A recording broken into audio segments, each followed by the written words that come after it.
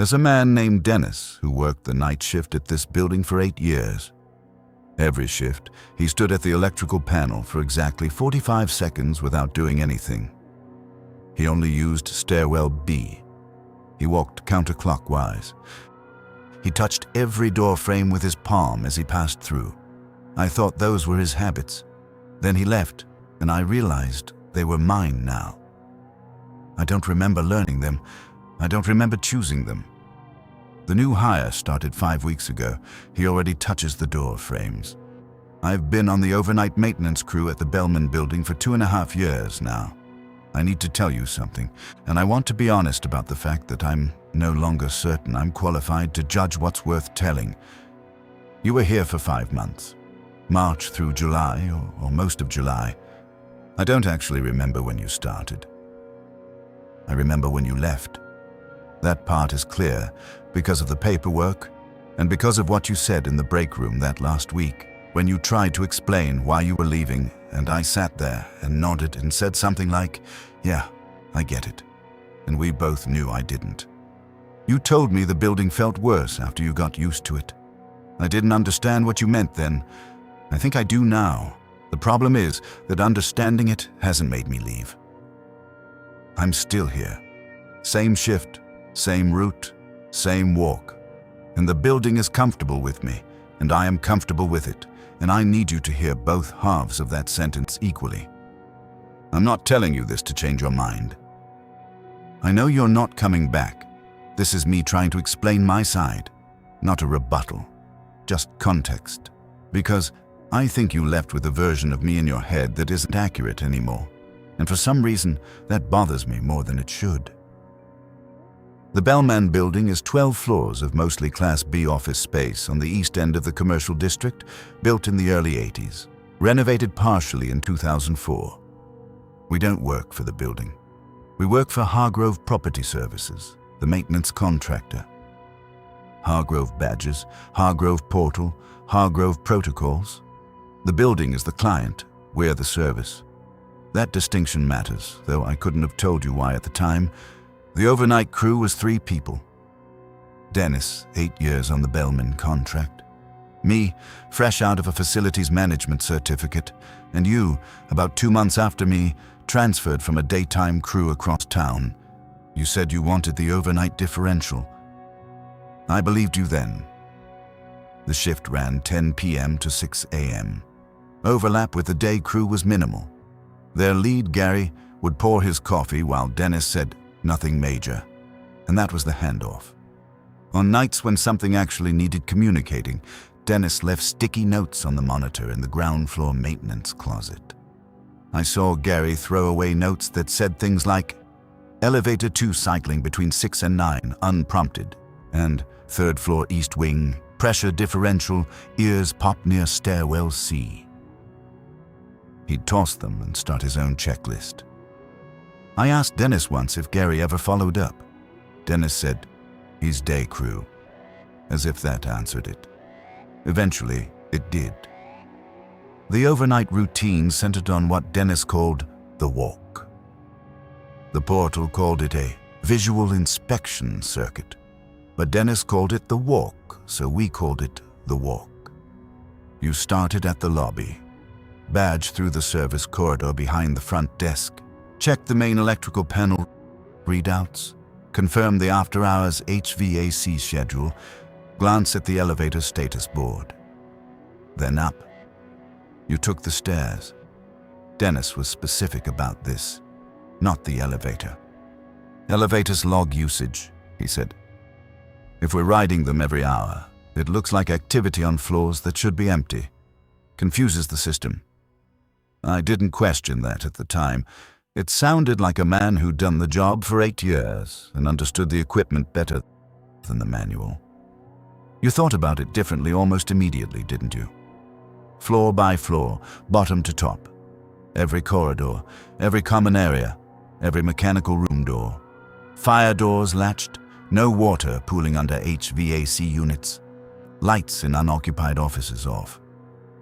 That last one sounds simple, and it mostly was. Most offices stayed dark at 2 a.m., except on 6. and sometimes on 9. But I need to tell you about the walk first, because the walk is how you learn the building, and learning the building is how 6 gets inside you. The walk took about 90 minutes if you were thorough, which Dennis always was. Thorough didn't mean paranoid. It meant consistent. Same route, same doors, same panels, same pace. Dennis didn't rush, but he didn't linger. He moved through the building the way the HVAC system moved air, continuously, evenly, without particular attention to any single room.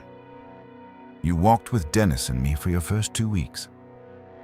Then Dennis put you on solo walks while he handled portal work, logging tickets, responding to automated system alerts, updating the maintenance schedule. I alternated between walking and portal duty depending on the night. On the nights I walked alone, the building felt bigger, not in a dramatic way. The hallways just seemed longer when there was no one ahead of you or behind you. The fluorescent tubes on floors 4 through 7 had a particular hum, a slightly different frequency than the ones on the upper floors, which had been replaced during the 2004 renovation. You could tell where you were in the building by the pitch of the lights. I started doing that unconsciously. Eyes on the floor, listening to the hum, knowing I was on 5 before I checked the stairwell marker. I don't think that's unusual. People adapt to environments. That's baseline human behavior, not horror. I want to be clear about that because I know how you'd frame it. Floors 1 through 5 were leased. Insurance, staffing, accounting, medical billing. Normal companies, normal hours, dark offices at 2 a.m.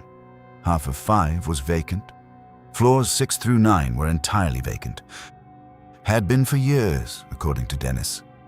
Listed with a commercial real estate firm whose signage I saw in the lobby, but no tenants. No showings that I ever heard of. Floors 10 through 12 were mechanical. The main HVAC plant, server infrastructure, elevator equipment, and building management system access. We spent most of our non-walk time on 10 because that's where the maintenance office was. The real one. Not the lobby closet Gary used during the day.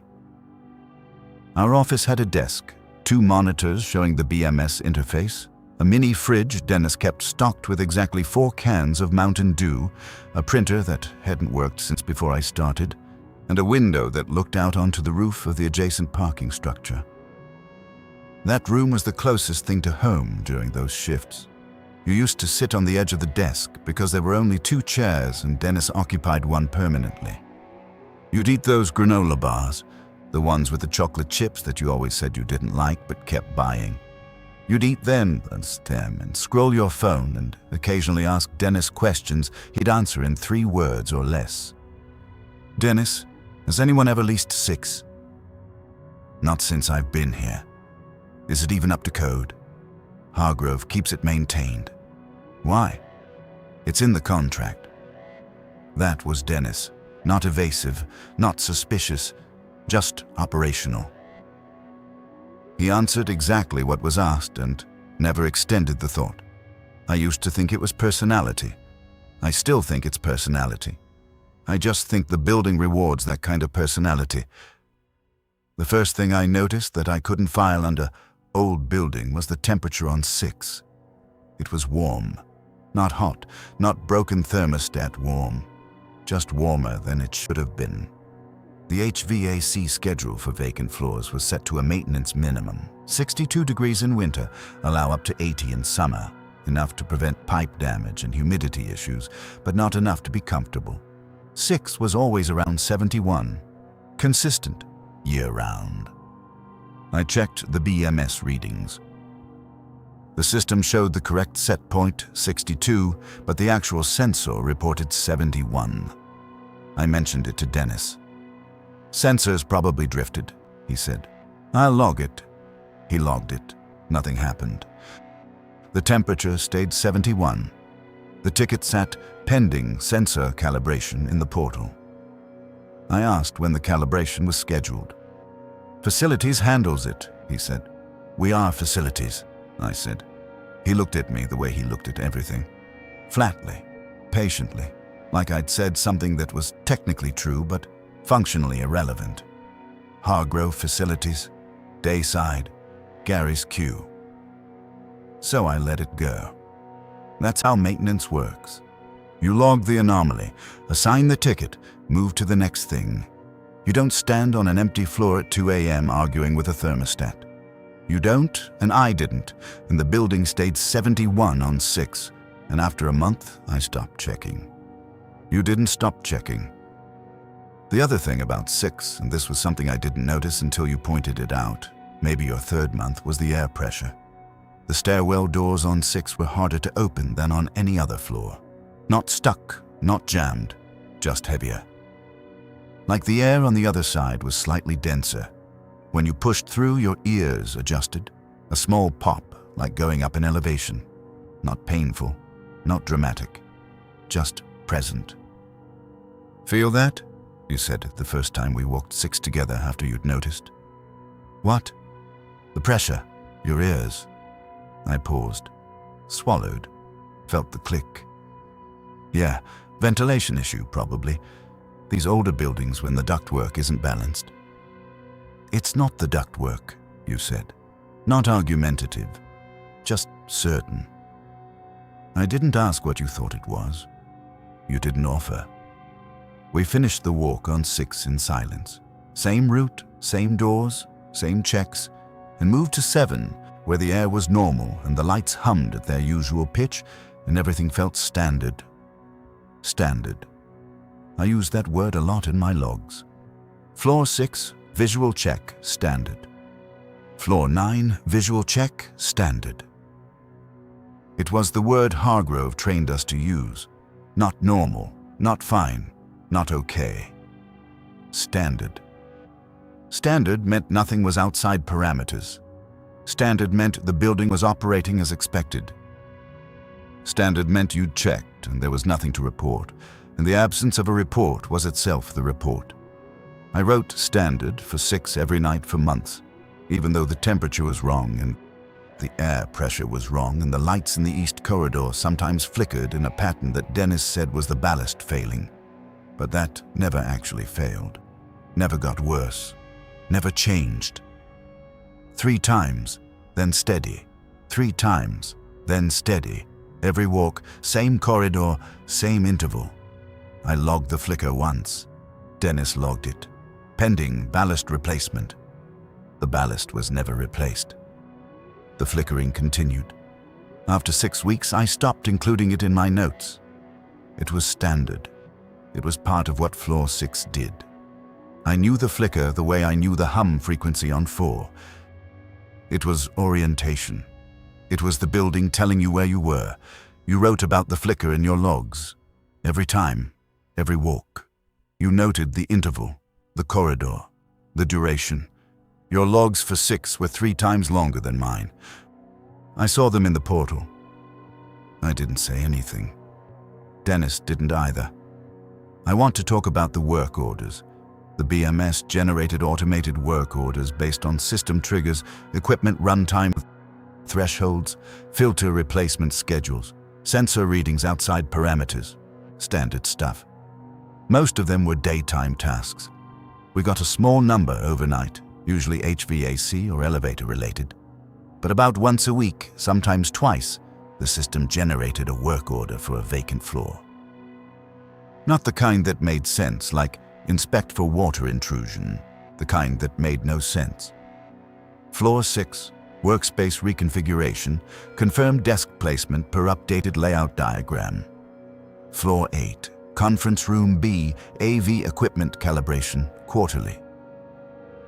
Floor 9, kitchenette, water filtration unit, filter replacement per manufacturer schedule. There were no desks on floor 6, no conference rooms on 8. Floor 9's kitchenette had been stripped during the partial renovation. No counters, no plumbing, no filter unit to service. The work orders referenced furniture and equipment that didn't exist for spaces that hadn't been occupied in years. Dennis closed them. Every time. He'd pull up the ticket, mark it completed, N/A, space unoccupied, and move on. I asked him about it once. Systems running off old floor plans, he said. Nobody updated the BMS profiles when the tenants moved out. It still thinks there's equipment there. That made sense. Legacy systems do that. Decommissioned zones maintaining their automation profiles because nobody zeroed them out. A database problem, not a building problem. Has anyone updated the profiles? I asked. That's IT Hargrove IT at Dayside. Has Gary's team, Gary's Q. So the phantom work orders continued. Dennis closed them. I started closing them too, same language. Completed, N/A, space unoccupied. After a while, I didn't even read them fully. Saw the floor number, confirmed it was vacant, closed the ticket. 12 seconds per ticket. Part of the routine. You read every single one. You told me you'd started keeping a separate log, not in the portal, on your phone, of every phantom work order. The floor, the description, the date. You said the requests were getting more specific, that they referenced employee names. Meeting room booking confirmations? Equipment serial numbers, that the level of detail was increasing. I asked what you thought that meant.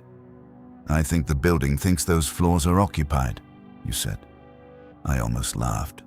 Not at you, at the sentence. It was the kind of thing that sounds paranoid and precise at the same time. Buildings don't think, but building management systems do model occupancy, and if the model was wrong, then yes, the system was behaving as if those floors were occupied. A software bug with uncomfortable aesthetics. It's a database issue, I said. You looked at me like I'd said something true and useless at the same time. I should talk about what the building felt like at 3 a.m. because that's the part that matters. And it's the part I can't describe without sounding like I've lost something. By 3, the city outside was dead. The parking structure was empty. The lobby was locked. The elevators were still. The HVAC system had cycled down to its lowest nighttime mode, not off, never off, but reduced to a whisper. The building's mechanical hum dropped to something you felt more than heard. A vibration in the floor, in the desk, in the chair, if you sat still long enough. Dennis took his break at 3:15, same turkey sandwich every night. Phone, feet on the printer, silence. The maintenance office would go quiet, and the only sounds were the HVAC plant next door and the building's deep structural settling, the kind of sound a large concrete structure makes as the temperature outside drops and the materials contract by fractions of degrees. I started noticing that I liked 3 a.m. in the building, not in a complicated way. It was simple. The building was quiet, and the quiet was reliable, and the reliability was comfortable. At home, quiet was just the absence of noise. In the Bellman, quiet was a texture. It had depth, layers.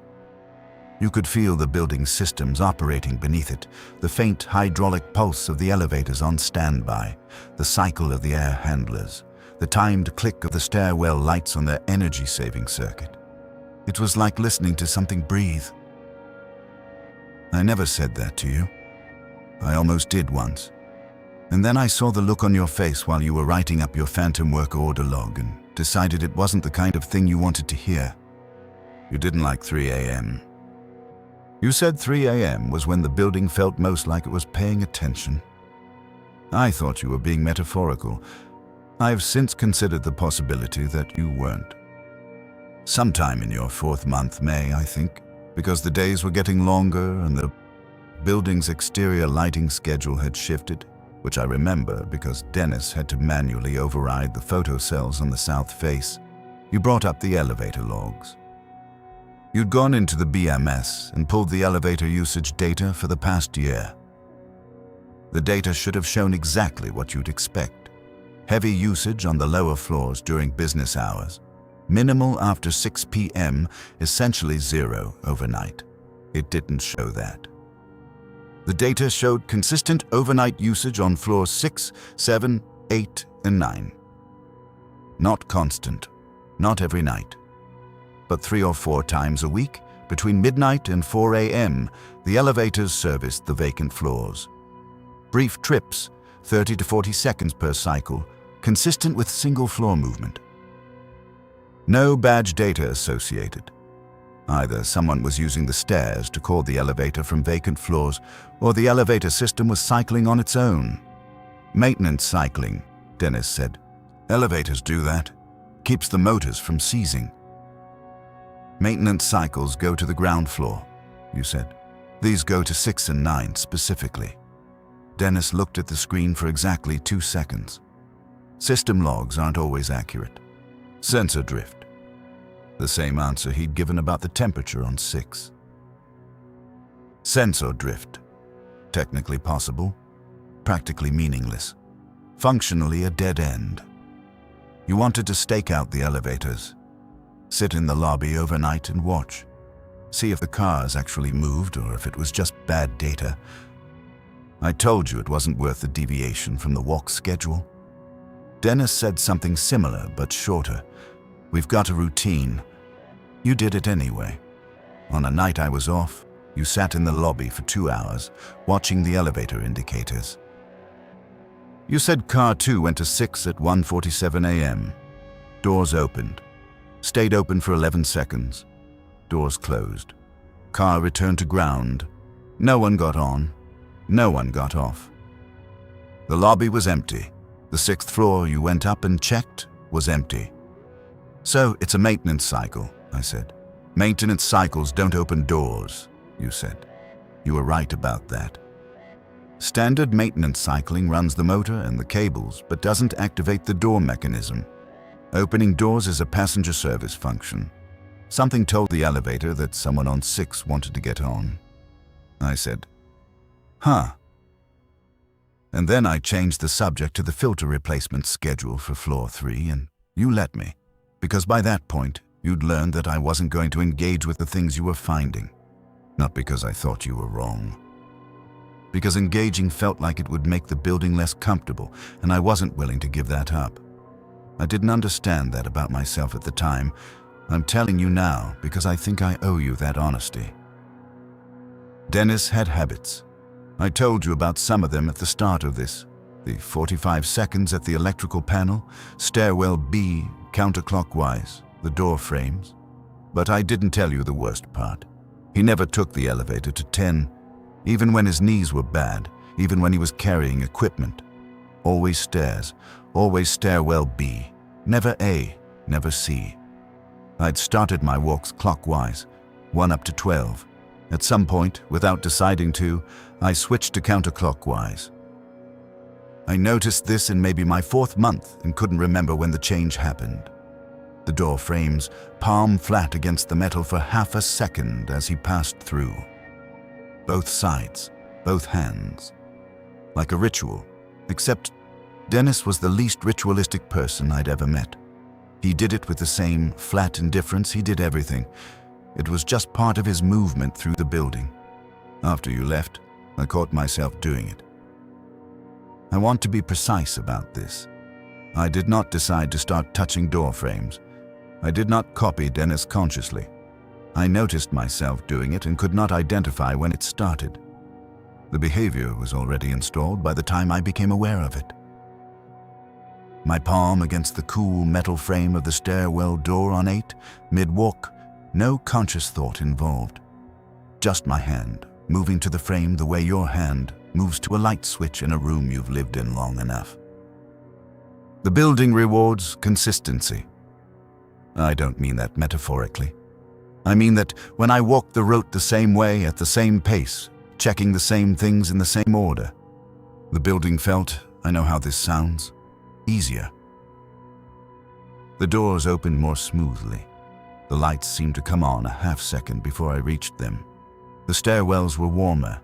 The 3 a.m. quiet was deeper and more comfortable. When I deviated, walked clockwise or skipped a floor or rushed, the building didn't punish me. That's not how it works. It just felt different, slightly off, like wearing someone else's shoes.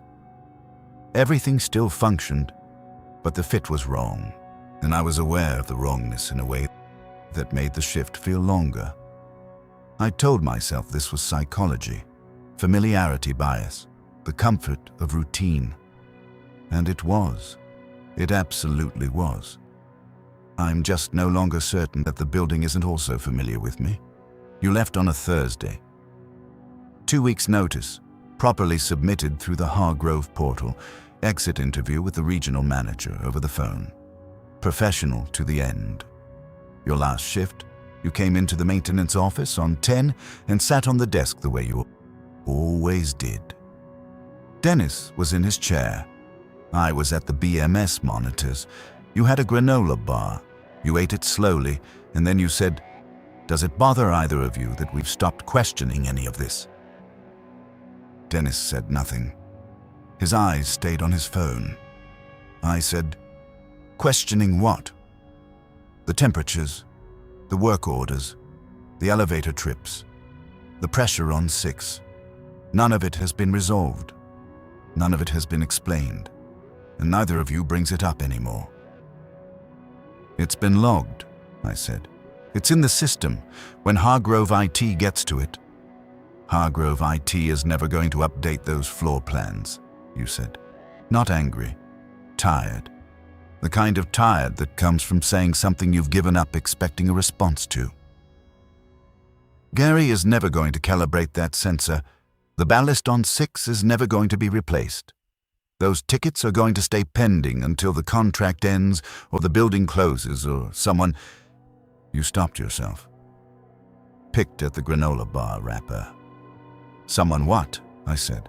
You didn't answer that.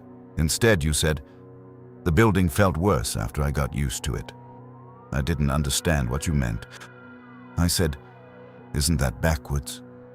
"No," you said. "Getting used to it is the bad part. Because now it feels normal, and I know it isn't, and I can't make myself care about the difference anymore." And that... You crumpled the wrapper.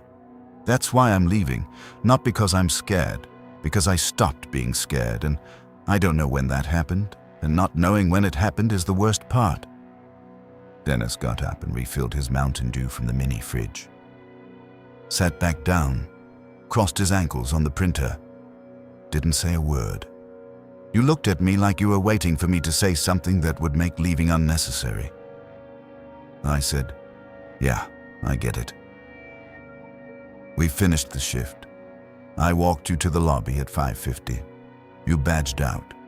The badge reader beeped, and the little LED went red, and you pushed through the turnstile and walked to the parking structure without looking back. I stood in the lobby for a minute after you left. The building was quiet around me, the 5:30 a.m. quiet, which is different from the 3 a.m. quiet because the HVAC system is ramping up for the daytime schedule. There's a tension in the air, a vibration of preparation, like the building is getting ready for its real occupants. I went back to 10 and finished my logs. Under the staffing section, I wrote, "Crew reduced to 2. Replacement request submitted to Hargrove Regional." That was how I documented your absence. A line in a log. I don't think I intended it to be callous. I think the building just had a format for everything, and I'd learned the format, and format is easier than feeling. Your replacement started 3 weeks later. His name was Tomas. Overnight security background, switched to facilities for slightly better money. Quiet, professional. He adapted very quickly. By his second week, he was walking counterclockwise. By his third, stairwell B exclusively. By his fifth, he touched the door frames. I watched it happen in real time and felt nothing about it except a vague sense of procedural satisfaction. Like the building's onboarding process was functioning correctly and Tomas was a compatible hire. I should have felt something about that. The fact that a new person adopted the same unconscious behaviors in the same sequence on the same timeline, that should have been worth a conversation. Worth a note. Worth a pause. I logged it as new team member acclimated, standard integration. Dennis didn't comment on Tomas at all, which was its own kind of confirmation. Around this time, maybe 6 months after you left, I noticed something about my life outside the bellman that I want to describe accurately, because I think accuracy matters more than comfort here. I stopped doing things. Not abruptly, not dramatically. I just gradually stopped engaging with my non-work life. Stopped watching shows.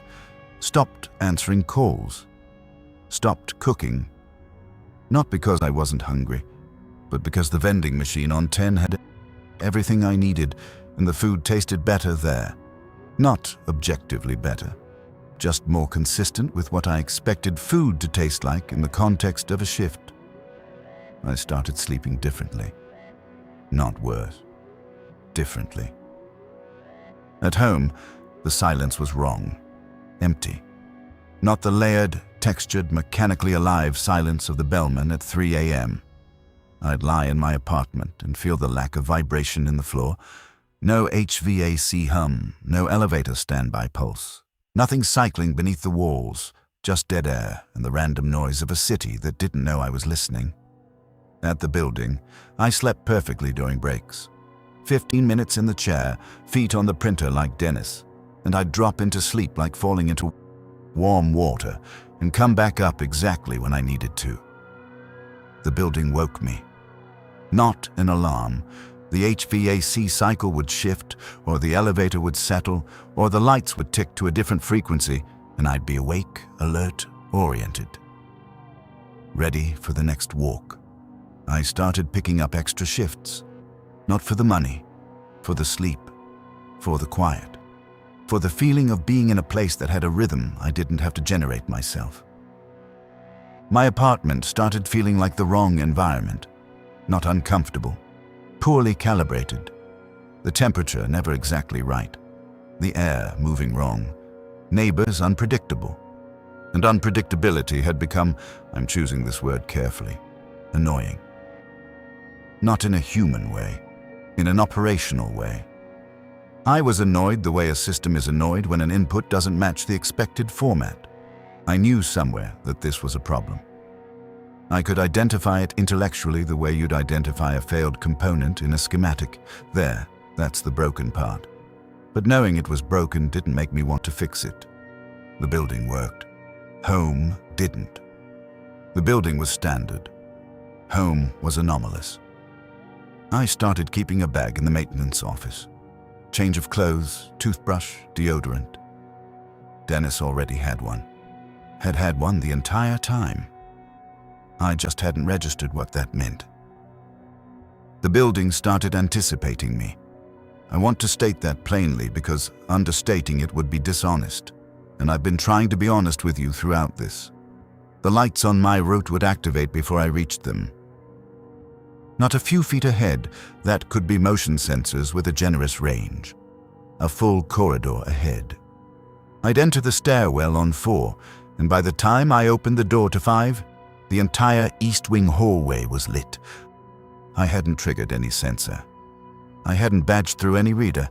The building just knew where I was going because I always went the same way, and it was ready.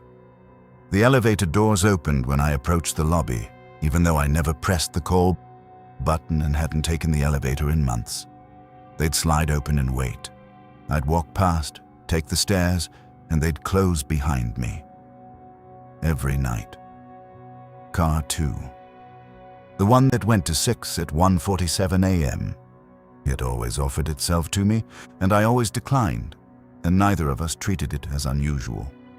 The temperature in the maintenance office adjusted to my preference without my having changed the set point. I ran warm, you knew that. You always complained about me keeping the thermostat too low. The office started cooling down about 20 minutes before I arrived for my shift. By the time I sat down, it was exactly right. Dennis ran cold. His side of the room near the fridge was warmer. The building maintained 2 microclimates in a 12 by 12 room. I don't know how. I didn't investigate. The phantom work orders started including my name, not my full name, the name I used in the Hargrove system, last name, first initial. The tickets for floor 6 would read, workspace assessment, assigned. My credentials, priority, standard. I closed them the way Dennis closed them. Completed, N/A, space unoccupied. The system accepted this. The system always accepted this. I want to tell you something I've never said to anyone. On my walks through 6, the floor that was always 71 degrees, with the pressure differential and the 3-beat flicker in the east corridor, on my walks through 6, the building felt like it was greeting me. Not literally. There was no sound, no voice, no presence. Just a feeling, consistent and reproducible, that when I opened the stairwell door and felt my ears pop and stepped into the warm, slightly dense air. The floor was aware I'd arrived and was, I keep coming back to this word, comfortable with my presence. And I was comfortable with it. I've been on the bellman contract for 2.5 years now. Dennis left 8 months ago. Retired, technically, though Hargrove doesn't have a formal retirement program for contracted workers, so he just stopped showing up and his credentials were deactivated after the standard 14-day absence protocol. He didn't say goodbye. He didn't need to. The building had already absorbed everything Dennis was going to contribute. His roots were my roots. His habits were my habits. His 45 seconds at the electrical panel every shift start. I do that now. I stand there and I check the feel. I know what the feel is now. It's the building's baseline, its resting tone. You learn it the way you learn a person's breathing when you've slept next to them long enough. Tomas is still here. He's good, reliable. He doesn't ask questions. His logs say standard almost exclusively. He started keeping a bag in the maintenance office. We got a new person last month. Her name is Val. She transferred from a daytime crew at a mixed-use property across the district. She said she wanted the overnight differential. She started asking questions about the temperature on 6, about the work orders, about the elevator logs. She showed me the data, consistent overnight usage on vacant floors, no badge associations, 30 to 40 second cycles. She pointed at the numbers on the BMS monitor and said, "This doesn't make sense." I looked at her screen for exactly 2 seconds and said, "Sensor drift." I heard myself say it. I heard the flatness in my voice, the operational dismissal, the practiced non-engagement. I heard Dennis's cadence in my mouth. Not an imitation, a continuation. Val looked at me the way you used to look at me, like I was saying something true and useless at the same time. I've been thinking about what you said, but the building felt worse after you got used to it. I've turned it over during the 3 a.m. quiet, during the long walks through the upper floors, during the 45 seconds at the electrical panel when I'm checking the feel and the feel is steady and the building is breathing its deep mechanical breath around me. I think you were right, but I think you were also wrong about why. You said getting used to it was the bad part because it made the abnormal feel normal, and losing the ability to distinguish between them was a kind of damage. I understand that. I understood it then, even though I couldn't say so. You wanted the discomfort to stay. You wanted the strangeness to keep feeling strange, because strangeness was a signal, and a signal meant you were still calibrated to something outside the building. But here's what I've been thinking during all those 3 a.m. quiets since you left.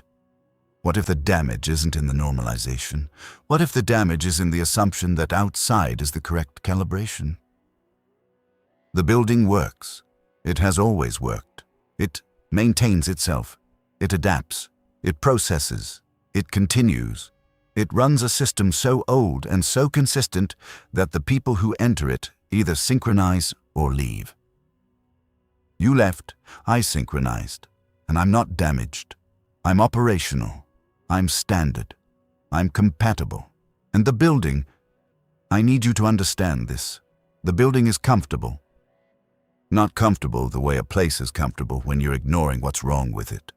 Comfortable the way a system is comfortable when all the inputs match the expected format and the outputs are clean and the logs say no issues, because there genuinely are no issues. because everything is functioning exactly as it was designed to function, permanently, without end. The shift is starting. Tomas is doing the walk. Val is on the portal, still pulling elevator data, still compiling her notes. I'm in the maintenance office on 10 with my feet on the printer and the Mountain Dew Dennis left in the fridge and the hum of the HVAC plant through the wall and the deep, structural quiet of a building that knows I'm here and is, I think, glad. I've been meaning to tell you something. The position is still open. Your old shift. Monday through Friday, 10 p.m. to 6 a.m. Same route, same walk, same routine. The badge system still has your profile. It's been in pending status since the day you left. I've checked. The system never deactivated your credentials. It never does. The building remembers you, and the 3 a.m. quiet has a space in it that's exactly the right shape. You should come back. I'm not saying this because the building wants you back. I'm saying it because I think I do. I think I should save this before the walk. Tomas just radioed. Standard check-in, nothing to report, moving to 6. I can hear the elevator settling in the shaft next to the office.